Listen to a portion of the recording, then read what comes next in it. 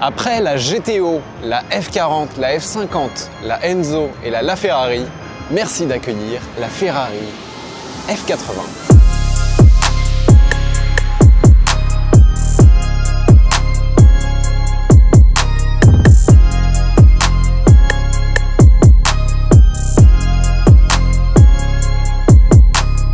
Salut à tous, j'espère que vous allez bien, bienvenue sur World Supercars. Si vous ne me connaissez pas, moi c'est Thomas. Si t'es pas encore abonné, je t'invite à le faire tout de suite. Active la petite cloche des notifications et mets ton plus gros pouce bleu pour avoir plus souvent ce genre de vidéos incroyables. Avant de commencer, cette F80 est l'héritière d'une longue lignée aujourd'hui légendaire de voitures chez Ferrari qu'on pourrait appeler des hypercars mais que Ferrari appelle des supercars. Cette lignée elle a commencé en 1984 avec la Ferrari GTO, appelée à tort 288 GTO. C'est la plus rare de la lignée, il n'y a eu que 272 exemplaires. Souvent on parle d'hypercar, on parle de celle-là comme la nouvelle hypercar de Ferrari, mais Ferrari appelle ça sa nouvelle supercar. A contrario, ils font courir aux 24 heures du Mans la 499P qui est une hypercar, elle court en catégorie hypercar donc elle porte ce nom de manière légitime. Et ça, c'est la nouvelle supercar. Après, on peut l'appeler hypercar au vu du prix, des performances, etc. Ça, c'est un autre débat. En 1987, succède à la Ferrari GTO la mythique F40, peut-être une des Ferrari les plus connues au monde, 1311 exemplaires produits et la dernière Ferrari produite du vivant d'Enzo Ferrari. En 1995, on a la F50 qui est équipée d'un V12 atmosphérique dérivé de la Formule 1 de Prost et de Mansell dans les années 90. Une voiture rarissime, moins de 350 exemplaires produits. 2002, la Ferrari Enzo, 2013, la LaFerrari qui ajoute de l'hybridation au V12 atmosphérique et 2024, la F80. Donc c'est la 6e supercar de Ferrari et pour une fois, elle respecte un peu un nom intelligent puisqu'elle va être produite à 799 exemplaires jusqu'en 2027. 2027, l'année des 80 ans de Ferrari, comme c'était le cas pour la F40 et la F50. 799 exemplaires, c'est quand même 300 exemplaires de plus que la LaFerrari coupée qui était produite à 499 exemplaires plus 200 roadsters. On m'a dit dans l'oreille de sources non confirmées qu'en plus il y aura 120 cabriolets plus peut-être 30 voitures F80XX. Donc ça fait quand même une sacrée augmentation du nombre de productions par rapport à la LaFerrari. Prix de base 3,6 millions TTC. Jamais une Ferrari n'a été vendue aussi cher. Ça ferait passer la McLaren W1 à 2,4 millions d'euros presque pour une bonne affaire. Mais si tu t'inquiètes du prix, que tu trouves ça un peu cher, t'inquiète pas, tous les exemplaires ont déjà été vendus. 3,6 millions, c'est très proche des 3,8 millions d'une Bugatti Tourbillon. Dis-moi d'ailleurs dans les commentaires, qu'est-ce que tu prendrais toi? Une Bugatti Tourbillon, une McLaren W1 ou la toute nouvelle Ferrari F80? Cette nouvelle F80, elle a été dessinée en interne au Centro Stile chez Ferrari, un studio de design qui est dirigé par Flavio Manzoni. Et le design de la F80, il est clairement inspiré d'une voiture d'endurance, avec la partie supérieure très plate, très horizontale, et des flancs qui sont très verticaux, à angle droit comme ça, avec au milieu, l'habitacle, il ressort comme une bulle aplatie. Et cette carrosserie, elle est tout en carbone et elle peut être disponible en option avec une livrée full carbone. La voiture, elle est vraiment impressionnante en taille.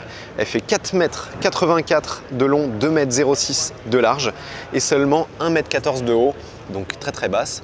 On a des jantes de 20 pouces à l'avant, 21 pouces à l'arrière et on dirait qu'elle est prête à prendre la piste. On a des phares qui sont horizontaux et qui sont dissimulés dans ce bandeau noir horizontal qui traverse le capot avant, comme sur la Dodici Cylindri. C'est peut-être l'élément de design le plus discuté sur la voiture pour le moment. Et comme sur la Enzo ou la LaFerrari, elle a des portes qui s'ouvrent vers le haut à 90 degrés un petit peu sur les côtés. Il y a pas mal de petites références à ses ancêtres, notamment à l'illustre F40. Le profil, on a le profil de l'aile avant ici qui se termine par un panneau vertical qui se détache de la porte comme ça. Là, c'est vraiment magnifique. Ce petit panneau où il y a le blason Ferrari. On a un empattement qui fait 2,67 m et vu d'ici, je trouve des portes qui ressemblent un petit peu à celles de la Daytona SP3. On a l'aéro de cette voiture qui est vraiment extrême. Et Ferrari en fait a appliqué des concepts qu'ils ont étudiés et utilisés en F1 et en endurance avec la 499P. On a notamment à l'avant, un peu comme sur une Ferrari 488 Pista, le S-Duct. Donc le S-Duct, c'est cette prise d'air qui part ici sous le capot et qui ressort au milieu, ici. On a un aileron avant à 3 plans qui est très travaillé. Un fond plat de la voiture qui a été modélisé avec des lames et des canaux, vraiment comme en F1. Des prises d'air un petit peu partout. Et à l'arrière, on a un aileron déployable. On a une autre référence à la F40 que je vais vous montrer. C'est le capot moteur arrière qui est percé de petites ouvertures. Au total, toute cette aéro écrase la voiture au sol avec 1050 kg. Plus d'1 tonne d'appui à 250 km/h. C'est tout simplement énorme. Et surtout, on n'a pas d'énormes appendices aérodynamiques. Je trouve que l'aéro a été très intégré au style, que ce soit par le fond plat, le diffuseur. La voiture dispose d'un coffre de 35 litres, je vous le dis quand même si vous vous en foutez probablement, et d'un réservoir d'essence de 63 litres. Cette F80, elle pèse 1525 kg à sec, avec une répartition du poids plutôt sur l'arrière. C'est pas 50-50, on a 58% du poids sur l'arrière, 42% à l'avant. Et regardez ce que je vous disais, vraiment, c'est ça moi qui me choque le plus. On dirait une voiture de course, un proto. Le dessus qui est très plat, les flancs qui sont vraiment très plats aussi, très verticaux. Mais en fait, c'est vraiment en vrai qu'on se rend compte de ça. À l'intérieur de cette carrosserie qui est plutôt plate, on a des plans très sculptés et tout. Regardez les portes qui sont très creusées, cet immense passage en carbone en dessous. Ici, des prises d'air qui ressemblent à des prises d'air NACA, encore une référence à la F40, mais c'est sculpté, en fait, ça vient de la porte. Ici, à l'arrière, regardez, c'est magnifique. Ces ailes arrière qui sont bombées par les passages de roues, un peu comme sur la Dodici Cylindri. Et autre référence à son illustre aïeul, la F40, le capot moteur qui est percé de petits trous. Sous ce capot moteur, on a un V6 3 litres biturbo à 120 degrés, nom de code F163CF. Ce moteur, il fait 900 chevaux, il est dérivé de la 499P qui vient de gagner 2 fois les 24 heures du Mans cette année et l'année dernière. Et en plus, on a 3 moteurs électriques, 2 sur le train avant et 1 sur le train arrière pour un total de 300 chevaux électriques. Au total, cette F80, elle fait 1200 chevaux, c'est absolument énorme. Ce moteur V6 biturbo, il dispose d'une lubrification à carter sec et il sort ses 900 chevaux à 8750 tours minute avec une zone rouge à 9200 tours minute. 9200 tours minute. Je sais pas si vous vous rendez compte, on a un V6 biturbo qui fait 300 chevaux par litre, 300 chevaux par litre et qui monte à 9000 tours minute. Je pense que le rendement de ce moteur, c'est un des chiffres les plus impressionnants de cette nouvelle F80. Pour la première fois, chez Ferrari, ce moteur il dispose de turbos électriques, un peu comme sur la nouvelle 911, qui sont aidés par un petit moteur de 48 volts qui a permis de mettre des turbos en fait plus gros et d'augmenter la puissance du moteur. Ferrari dit que le moteur provient de la 499P, mais il est quand même repris de la 296 GTB et il a été modifié. Il récupère pas mal de technologies du moteur de la voiture d'endurance cependant. Carter, chaîne de distribution, pompe à huile, roulement injecteur, pompe à essence, tout ça, ça vient de la voiture de course. Le moteur électrique à l'arrière, il fait 81 chevaux et il pèse seulement 9 kg. Et avec les 2 moteurs électriques de l'essieu avant, au total 300 chevaux et surtout 4 roues motrices. C'est ça qui change aussi beaucoup par rapport aux précédentes hypercars, supercars de Ferrari. On a 4 roues motrices. Ces moteurs ils sont alimentés par une batterie de 860 volts qui fait 2,3 kWh et pèse 39 kg. Donc clairement ici le but c'est uniquement la performance, pas l'autonomie électrique. D'ailleurs, Ferrari a annoncé que la voiture ne pourrait pas rouler du tout en 100% électrique. Et c'est pas non plus une hybride rechargeable. Pas de recharge à part lors des freinages. C'est pas une hybride rechargeable comme la Ferrari, la McLaren P1 ou même la Lamborghini Revuelto. Pour améliorer l'aéro de la voiture, l'ensemble moteur-boîte, il a été placé très bas et incliné d'une certaine façon qui a permis de mettre un diffuseur arrière immense qui fait 1,80 m de longueur ici sous la voiture. Seulement ce diffuseur, il génère plus de 50% de l'appui aéro de la voiture à l'arrière, 285 kg d'appui, alors que l'aileron qui est déployable, on pourrait penser qu'il génère plus, mais il génère entre guillemets que 180 kg. Accouplé à ce moteur, on a une boîte à double embrayage à 8 rapports. On pourrait regretter que cette F80 ne soit pas équipée d'un V12, c'est aussi beaucoup ça que les gens critiquent. Mais maintenant, avec elle, il faut garder en tête qu'il y a 50% des supercars, hypercars de Ferrari qui sont équipés d'autre chose qu'un V12. Et à l'époque aussi, 288 GTO et F40, elles ont toujours eu des moteurs qui correspondaient un petit peu à ce qu'il y avait en F1 et en compétition. V8 biturbo à l'époque, V12 à l'époque de la F50 et aujourd'hui V6 biturbo, que ce soit pour la F1 ou la 499P. Bon, je vous vois venir avec la Enzo et la Ferrari et leur V12, mais à l'époque, disons que Ferrari se sont juste fait un kiff et on leur en veut pas pour ça. Avec 1200 chevaux, c'est tout simplement la Ferrari routière la plus puissante jamais faite. Pour la première fois, Ferrari a introduit une gestion dynamique du couple moteur sur chaque rapport. Traduction, ça veut dire qu'on devrait atteindre des niveaux de réactivité comparables à ceux d'un moteur Atmo. Donc 1200 chevaux, 4 roues motrices avec les moteurs électriques sur l'essieu avant, comme une SF90. 1525 kg, c'est 45 kg de moins que la SF90. Et ça donne des performances balistiques. 0 à 100, 2 secondes 15. 0 à 200, 5 secondes 75. Plus de 350 km/h de Vmax. La McLaren W1, 0 à 200, elle fait 5 secondes 80. Comme par hasard, celle-ci fait 5,75. C'est très fort. Niveau châssis, la voiture dispose d'une monocoque en carbone et des parties avant et arrière du châssis en aluminium. La F80, elle pèse 5% de moins que la LaFerrari et elle est 50% plus rigide. Comme le Puro Sangue, la voiture elle se passe de barres anti-roulis et la suspension elle est très sophistiquée. Elle est à double triangulation avec des amortisseurs et des leviers imprimés en 3D. Ça ressemble vraiment à des os humains, c'est incroyable. Et c'est une première pour une Ferrari de route. En gros, ces amortisseurs extrêmement complexes, ils aident à gérer l'aéro de la voiture, son confort et la dynamique de conduite. Si on regarde au niveau des freins, on est sur des carbones céramiques, 408 mm à l'avant et 390 mm à l'arrière. Et ils adoptent une nouvelle technologie qui s'appelle CCMR+, qui a été développée avec Brembo et qui est dérivée de leur expérience dans leur propre championnat Challenge.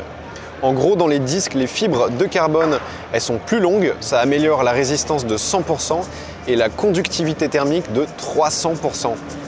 Les disques, ils sont recouverts de carbure de silicium, mais ils auront une finition un peu miroir, c'est très joli. Ça réduit le temps de rodage et ça augmente la résistance à l'usure. Avec ces nouveaux freins, la voiture elle s'arrête en 28 mètres depuis des 100 km/h et seulement 98 mètres depuis 200. C'est incroyable. Évidemment, pour chausser cette F80, Ferrari a fait appel aux meilleurs. Ils ont pris Michelin qui a développé des Pilot Sport Cup 2 spécifiquement pour la F80. Ils font 285 mm de large à l'avant et 345 mm à l'arrière. J'ai pu discuter un petit peu avec le chef de produit de cette voiture. Le chef de produit, c'est celui qui a vraiment supervisé toute la conception de la voiture, que ce soit design, moteur, etc. C'est le patron. Et niveau moteur, il m'a dit qu'en fait, alors le bloc en effet, il ne provient pas directement de la 499P ni de la Modificata, tout simplement parce que déjà dans la voiture des 24 heures du Mans, le bloc moteur, il fait à peu près 660 chevaux. Il y a une forte proportion de puissance électrique sur cette voiture d'endurance, alors que sur la F80, il fait 900 chevaux. Juste le bloc thermique, 900 chevaux. Et il m'a dit si on poussait le bloc de la voiture du Mans à 900 chevaux, il exploserait tout simplement. Pareil pour celui de la 296 GTB, parce qu'il ne pourrait pas résister à une telle contrainte. Donc là, en fait, ce qui est commun à ces trois moteurs, c'est l'architecture V6 à 120 degrés, la capacité du moteur, autour de 3 litres, mais à part ça, tout est différent. Le bloc, les pistons, les bielles, tout est renforcé, tout est différent. Et évidemment, comme je vous l'ai dit, on emporte de la technologie qui a été développée et éprouvée en endurance. Mais globalement, le moteur de cette F80, il est beaucoup plus solide et beaucoup plus puissant que celui de la 499P. Ça, c'est incroyable. À l'intérieur, Ferrari a voulu montrer que la F80 était infusée des gènes de l'endurance. Et clairement, ça se voit. Le cockpit, il est inspiré de celui de la 499P, tout étant orienté vers le conducteur. Même si en option, je sais qu'il y a l'écran passager qui est disponible. Alors la F80, elle peut accueillir un passager, mais Ferrari annonce que c'est pas tout à fait une 2 places, mais plutôt une 1+1. C'est la première fois que j'entends ça sur une voiture de route, ils appellent ça une 1+1. Les sièges sont différents. Le pilote, enfin le conducteur, pardon, il a le droit à un baquet qui est réglable en avant et en arrière. Et le passager, il a pas de siège. Il sera assis un peu plus en arrière et directement sur le châssis contre un panneau de l'habitacle et sanglé avec un harnais ou une ceinture. Cette disposition particulière, en fait, elle a permis une réduction de la largeur de l'habitacle, ce qui donne un avantage aéro à la voiture et une baisse du centre de gravité. Le volant, il a été aplati, il est plus petit que celui de la LaFerrari dans le but d'augmenter la visibilité et les sensations de conduite. Ferrari a vraiment travaillé la position de conduite sur cette F80 pour qu'on soit assis comme dans une voiture de course. Et en fait, on a vraiment le haut du volant et la ligne de tableau de bord au niveau du regard. Et attention, grande nouvelle, alléluia, le nouveau volant se passe de commande tactile sur la partie supérieure. Je pense que Ferrari a écouté les critiques des clients et des journalistes et est revenu à des boutons physiques plus faciles à utiliser. Et Ferrari a confirmé que ce changement aurait aussi lieu sur les futurs modèles de Ferrari de route. Enfin, sur le volant, on a aussi des boutons, je crois qu'ils sont tactiles par contre encore ceux-ci, qui permettent de choisir les configurations de conduite entre le mode hybride, le mode performance et le mode qualify, où on aura toute la puissance du moteur thermique et électrique. Pas de mode e-drive électrique sur cette F80.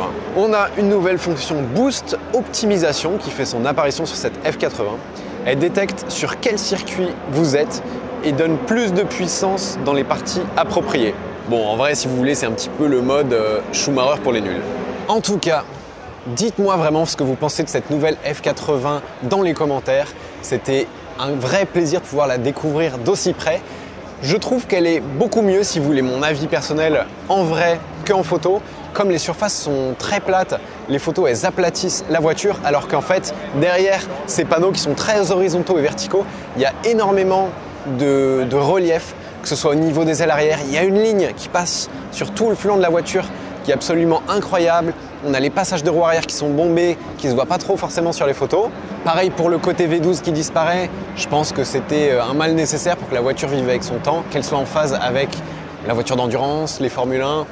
Bah ça c'est sûr, elle fera un moins beau bruit que les précédentes. Mais par contre, niveau performance, pour que ce soit cohérent niveau poids et niveau puissance, fallait passer au V6 turbo hybride. Et je pense que c'est pas une si mauvaise chose. Niveau design, c'est un peu, à mon avis, comme la Ferrari à l'époque. Aujourd'hui, tout le monde, c'est unanime. C'est une des plus belles voitures du monde, la Ferrari. Mais quand elle est sortie, il y a plus de 10 ans, tout le monde a crié au scandale. Et en fait, à l'inverse d'une Daytona SP3 que tout le monde trouve magnifique, que beaucoup de gens trouvent magnifique, je dis pas tout le monde, pardon, la Daytona SP3, elle a un langage de design qui regarde vers le passé, qui rend hommage à plein de voitures du passé. Donc ça évoque plein de choses. Et c'est très sympa. Celle-ci, elle a un langage de design qui regarde vers le futur. C'est vraiment le futur design de Ferrari. Donc forcément, c'est novateur, forcément, ça va choquer au début. Ça, c'est normal, ça ne m'étonne pas. J'ai discuté avec beaucoup de designers, que ce soit chez McLaren, Ferrari ou ailleurs, au travers de mes vidéos. Et il faut savoir en fait que quand ils sortent une voiture comme ça, il faut qu'elle soit incroyable au lancement, mais il faut aussi qu'elle soit incroyable dans 10 ans. Et c'est ça la difficulté. Donc, s'ils sortent une voiture qui est que jolie aujourd'hui, ça va faire l'unanimité, mais dans 10 ans, elle aura un peu vieilli.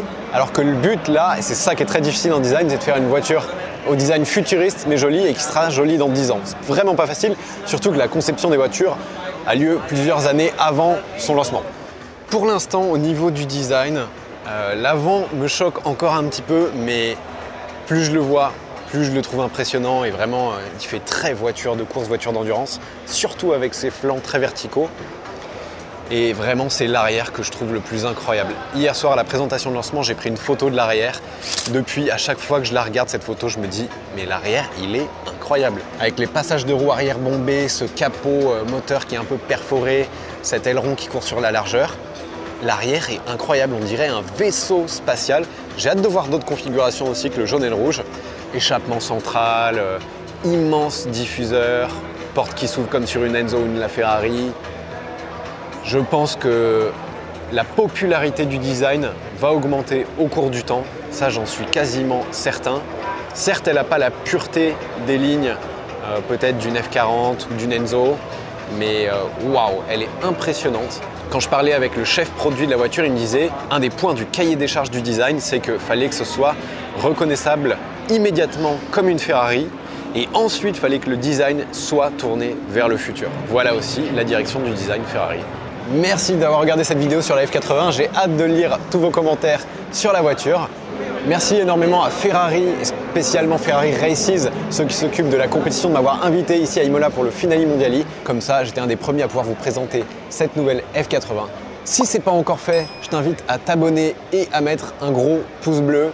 Merci de votre fidélité et je vous dis à très bientôt pour la prochaine vidéo. Ciao!